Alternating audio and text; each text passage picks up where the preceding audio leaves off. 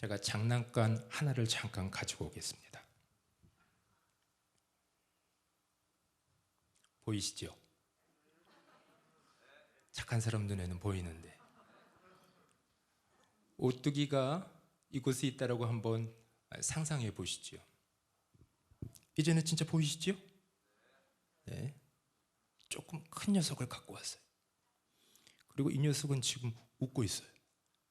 자, 이 녀석을 한번 툭 하고 건드려 보겠습니다. 움직이네요. 잠시 움직였더니 멈추어서 아까 그대로 서 있습니다. 이번에 조금 더 세게. 보이시죠? 계속? 근데 또 멈춰 서 있어요.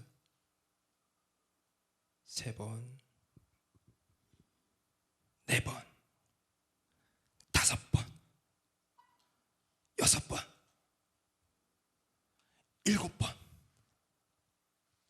10번, 100번을 넘어뜨려 보십시오.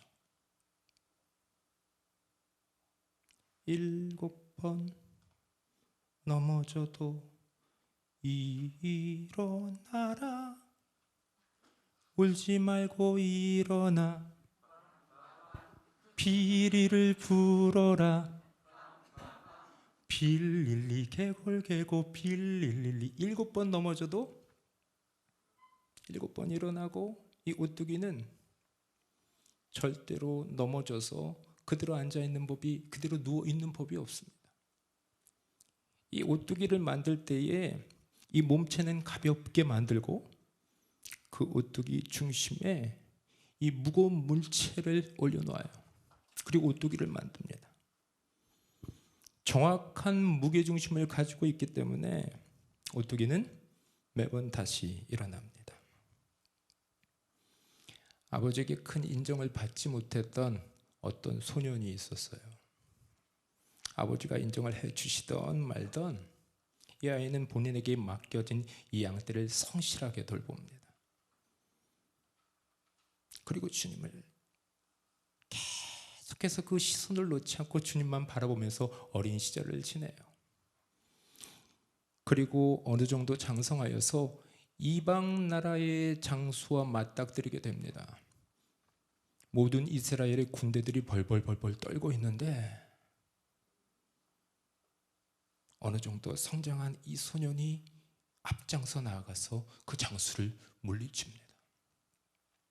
그렇게 승승장구할 것만 같은 그의 인생, 어느 순간인가 이스라엘의 왕이, 초대 왕이 다윗을 죽여야 되겠다.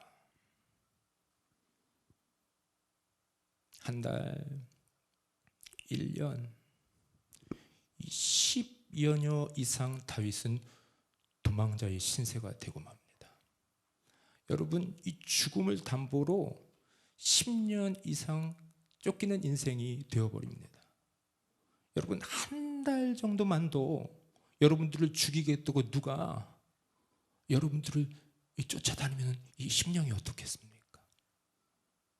이 다윗의 인생은 수없이 많은 무너짐의 인생이었습니다. 그런데 어떻게 해요? 그 무너짐 가운데 하나님을 무게의 중심으로 두고 살았더니 무너지지만 넘어지지만 일어나요. 오뚜기 신앙입니다. 시편 27편 3절에 다윗은 이렇게 기록합니다. 군대가 나를 대적하여 진칠지라도 내 마음이 두렵지 아니하며 전쟁이 일어나 나를 치려할지라도 나는 여전히, 이 표현이 기가 막혀요. 군대가 나를 대적하여 진칠지라도 내 마음이 두렵지 아니하며 전쟁이 일어나 나를 치려할지라도 나는 여전히 땡땡하리로다. 뭘까요, 정답이? 평안하리로다? 기뻐하리로다? 찬양하리로다? 평안하리로다? 태어나리로다. 전쟁? 전쟁? 난 주님을 무게중심으로 두고 있는 오뚜기 신앙. 난 그럼에도 불구하고 태어나리로다. 아멘이십니까? 오뚜기 다윗에게는 하나님이라는 정확한 무게의 중심이 있었습니다. 근데 그 하나님은 영광의 무게를 가지고 계셔요.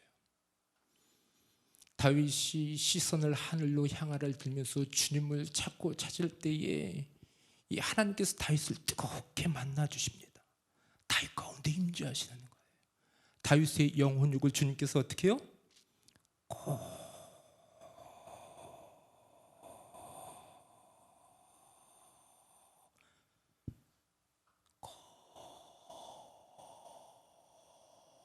붙으십니다.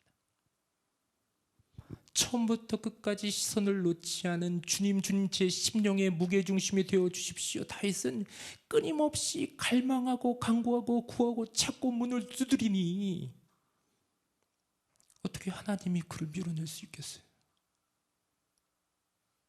하나님이 어떻게 외면할 수 있겠습니까? 무너지지만, 쓰러지지만 하나님은 결코 그를 놓은 적이 없다. 어떻게 신앙입니다. 그와 반대로 하나님의 선민 이스라엘은 하나님을 참 마음 아프게 합니다. 오랜 기간 동안 하나님께서 기다리고 또 기다리고 선지자를 계속 보내요. 호세아도 보내고 요엘, 아모스, 오바댜, 요나, 미가, 나훔, 하박국 계속 보냅니다. 이사야도 보냅니다. 예레미야도 보냅니다. 그런데 그들에게는 무엇이 없어요? 들을 귀가 없는. 성경은 이런 기록들을 하고 있어요. 그들이 다윗의 길을 쫓지 아니하고, 그리고 악한 왕의 대명사 누구의 길을 쫓았다? 아방의 길을 쫓았다 기록하고 있습니다. 그들의 무게중심은 하나님이 아니라 어떻게요? 바알이었습니다. 아세라였습니다. 만몬이었고 돈이었습니다. 쾌락이었고 세상 즐거움이었습니다. 그들의 삶의 목적은 잘 먹고 잘 사는 거예요. 어떻게 하면 내일 더 좋은 음식을 먹을 수 있을까? 어떻게 하면 더 좋은 데서 나의 이 시간을 이 편리와 안녕으로 누릴 수 있을까? 그들이 추구하는 모든 삶의 목적이 이 세상에만 집중되어 있습니다.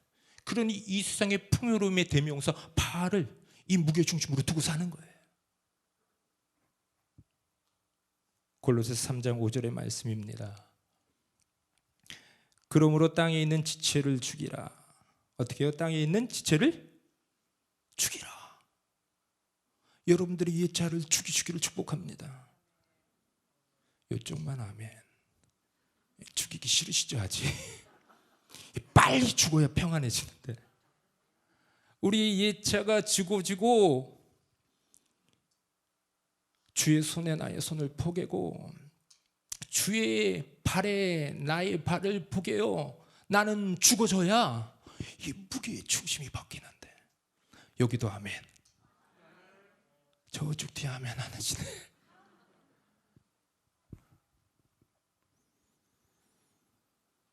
그러므로 땅에 있는 지체를 죽이라. 곧 음란과 부정과 사욕과 악한 정욕과 탐심이니. 여러분 기억하시길 바랍니다. 탐심은 성경이 이렇게 기록하고 있어요. 우상 숭배니라. 이 시대에 보여지는 바알이 있습니까? 아세라가 있습니까? 아스타롯이 있습니까? 아니요, 보여지지 않아요. 사단은 뱀같이 지혜로운 이 어두움의 사단은 우리의 삶 가운데에 마치 하나님을 외면하고 바알을 무게중심으로 담고 살아가는 이스라엘 백성을 쫓아 살아라. 잘 먹고 잘 사는데 너의 삶에 포커스를 맞춰라. 오늘 본문 말씀 이사야 26장 5절은 이러한 자들에 대하여 경고하고 있습니다. 높은 데에 거주하는 자를 낮추시며 솟은 성을 헐어 땅에 엎으시되 진토에 미치게 하셨도다. 이것을 풀이하면 이렇습니다. 하나님께서는 하나님을 무게중심으로 삼지 아니하고 높아진 자들을 어떻게 해요? 낮추신다. 비천하게 만드실 것이다. 교만한 자들이 쌓아 올린 그들의 성 바벨을 어떻게 해요? 무너뜨릴 것이다. 여러분, 공든탑이 무너질까요? 이 속담의 이 속뜻은 무너지지 않겠지요라는 뜻을 가지고 있는데 다시 한번 여쭙겠습니다. 공든탑이 무너질까요? 무너질 수도 있고 안 무너질 수도 있다. 이 공든탑을 하나님과 하나님의 힘과 능력과 하나님의 무게중심을 가지고 주님을 바라보면서 살아갈 때 세웠던 이 공든탑은 무너지지 않죠?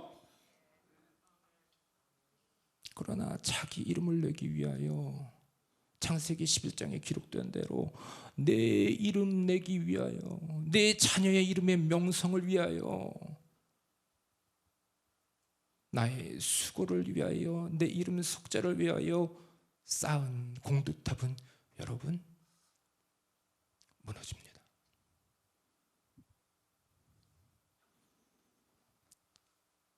오늘 본문 3절의 말씀입니다. 주께서 심지가 견고한 자를 평강하고 평강하도록 지키시리니 이는 그가 주를 신뢰함이니이다. 오늘의 본문의 포커스는 요 3절에 맞춰져 있습니다. 제가 다시 한번 받들어 봉독합니다.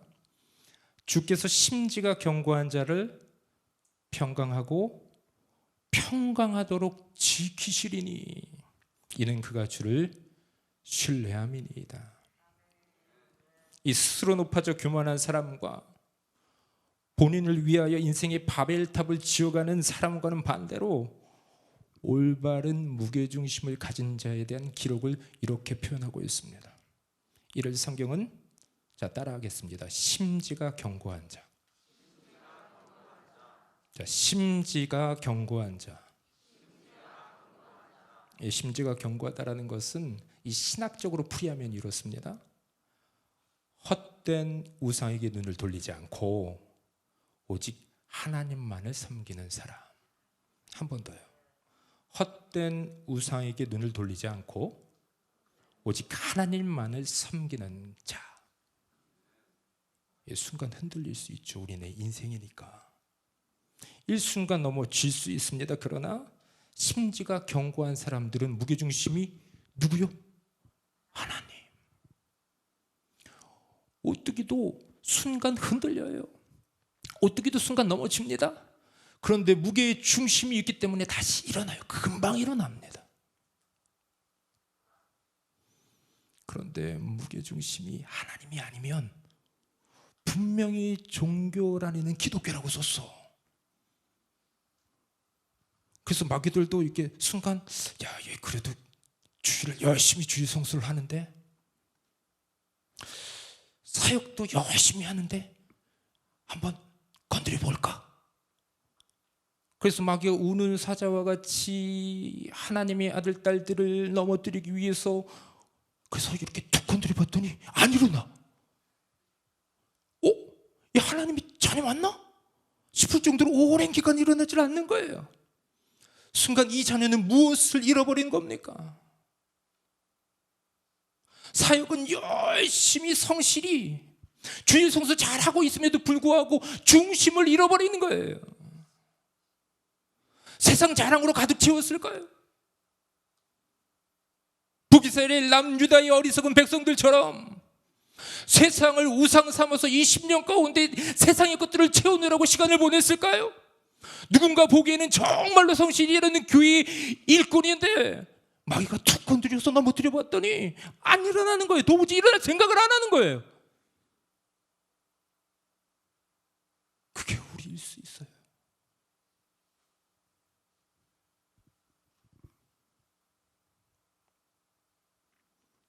그런데 심지가 견고한 자는 평강에 평강으로 붙들리라. 바알이 가져다 주는 편리와 안정과 급이 다른 샬롬이다. 물질이 가져다 주는 유익과 만족과는 어떻게 해요? 차원이 다른 샬롬이다. 세상 즐거움과 쾌락과 질이 다른 놀라운 평강 위의 평강이다. 어떤 신학자가 이렇게 이야기를 했어요. 샬롬에 대해서. 진정한 샬롬이란 아담이 죄를 짓기 전 에덴에서 하나님과 온전한 친밀함을 누릴 때에 누렸던 평강이다. 여러분 생각해 보세요. 아담이 에덴에서 죄를 짓기 전에 하나님께서 천지 창조 대초의 하나님이 천지를 창조하시니라. 그리고 나서 6일 동안 열심히 모든 것들을 창조하신 이후에 아담을 만드시고 하와를 아담에게 또한 선물로 허락하시고, 그리고 하나님과 친밀히 교제했던 그때의 에덴의 이 평강, 기쁨, 소망, 행복, 죄가 이 땅 가운데 존재하지 않았을 때니까. 그러니까 이 신학자는 하나님이 이 예수 그리스도의 십자가를 통해서 회복시키고 싶은 놀라운 샬롬은 이 십자가를 통해서 이 샬롬을 끌어낼 수 있다는 거예요. 우리가 무게중심으로 예수님을, 우리 찬양했잖아요. 예수로 예수로 예수로 충만해지며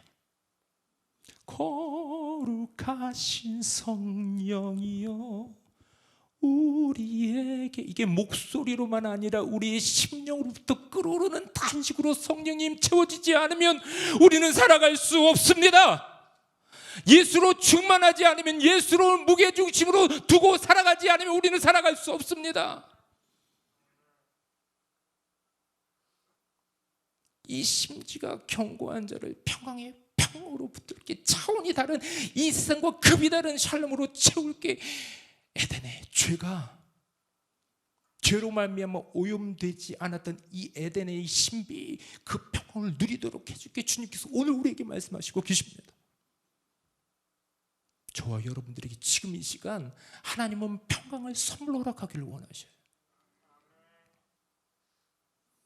샬롬이란 우리의 무게중심이 진정 하나님일 때에야만 비로소 누려지는 영적 경험입니다.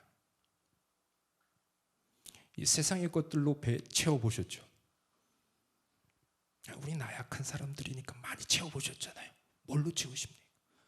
저도 부족한 인생 여러 것들로 채워보려고 했어요. 한 번은 이 어리석은 사람이 지금도 커피를 좋아하긴 하지만 커피로만 채우려고 했어요.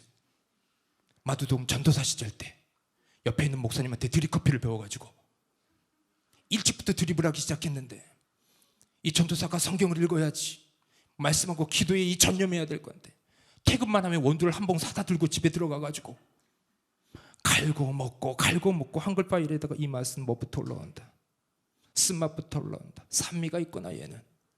그래서 일부러 또 11시쯤에 또 커피를 타. 그리고 텀블러에다 놓고 일부러 새벽에 깨. 새벽 기도회를 가지고 깬 게 아니라 새벽에 그 커피 한 잔을 마시고 싶어서 깨. 그리고 나서 마두 성전에서 부흥회를 했어요. 그런데 마지막 날 밤 부흥회 강사가 저는 옆에서 찬양하려고 이렇게 옆에 있는데 화면에서 제가 사라졌네요. 갑자기 이 강사님이 지금 하나님께서 당신의 심장 가운데 무엇이 있는지를 물어보십니다. 근데 저는 옆에서 뜨끔해가지고 커피, 내 안에 가득한 커피. 하나님이 아니라면 그것이, 여러분 그것을 십자가 밑에 내어 던지기를 하나님께서 말씀하십니다. 가지고 머릿속으로 막 바리스타 이렇게 하고 막 계획을 세웠는데 다 내려놨죠. 여러분 지금 삶의 여러분들의 무게중심이 무엇입니까? 여러분 다른 것들로 허배 부르지 마셔요. 이게 조금만 지나가면 들통이 난다니까요. 툭 하고 건드렸는데 안 일어나. 마귀가 냄새를 맡았더니 얘 분명히 크리스찬인 것 같은데 얘 세상 향기가 나지. 경건의 모양은 있는 것 같은데 경건의 능력은 온데간데 없이 사라져버린 하나님의 자녀가 맞을까? 마귀들도 심심해서 더 이상 건드리질 않습니다. 재미가 있어야지.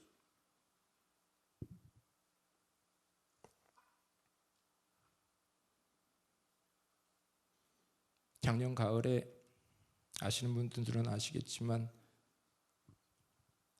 말 표현을 잘해야 되는데 제 허리가 꼬꾸라졌어요. 허리 디스크 4, 5번이 이렇게 터져서 이 터진 디스크가 나와 신경을 건드려서 이 좌골 신경통으로 이게 펴지질 않는 거예요.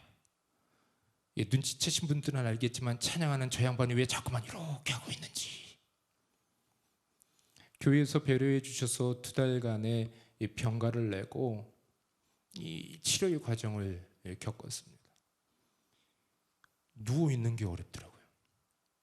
그리고 어떻게 가까스로 누우면 일어나는 게 어려워요. 그러면서 깨달았다는 사실, 앉고 일어서는 것도 감사였구나. 근데 그러면서 이 아프니까 가장 평안한 자세를 찾아서 이리 뒤척 저리 뒤척 하다가 무릎을 꿇고 상반신을 쫙 피니까 가장 편해. 그러면서 이렇게 무릎 꿇고 상반신을 이렇게 바닥에다 이렇게 뉘은 다음에 기도를 하는데 순간 마음 가운데 하나님께서 내 무게중심을 점검하라고 하시는구나. 야 목사야 종아 너 바짝 엎드릴 때이다. 그리고 또 이제 일어나서 거동을 해야 되잖아요. 그래서 일어나서 가장 편한 자세는 뭔가를 또 찾았어요. 그랬더니 이 디스크 있으신 분들은 척추 전만 자세를 기억을 하셔야 됩니다. 허리가 C자형으로 되어 있어야 이 디스크에 좋은 이 자세인데 이 자세가 이래요. 하늘을 향해서 시선을 살짝 들고 두 손을 이렇게 높이 들면 척추 전만 자세가 돼요. 그랬더니 이 자세가 뭐예요? 두 손을 높이 들고 하나님 바라보는 자세예요. 하나님이 이 무식한 종을 허리를 치셔서라도 아들아 지금 무게중심 점검해라. 바짝 엎드려야 될 때다. 오직 두 손 높이 들고서 나에게 시선 고정하며 살아갈 때이다. 세대가 악하다? 종아 네가 세상 것에 취하여 있으면 아니 된다. 그랬더니 세워주시네. 그렇게 하고 작정기도 40일을 했어요. 기도하고 또 기도하는데 정말 요만큼씩 저를 잘 아셔서 확 고쳐주면은 얘가 또 변신할까봐, 얘가 세상으로 또 주랭랑을 할까봐 조금씩. 그런데 지금은 여러분들의 사랑과 기도와 중보 덕분에 하나님께 영광의 박수. 여러분들의 지금 무게중심은 어떠하십니까? 그 무게중심이 하나님일 때에 어떻게 해요?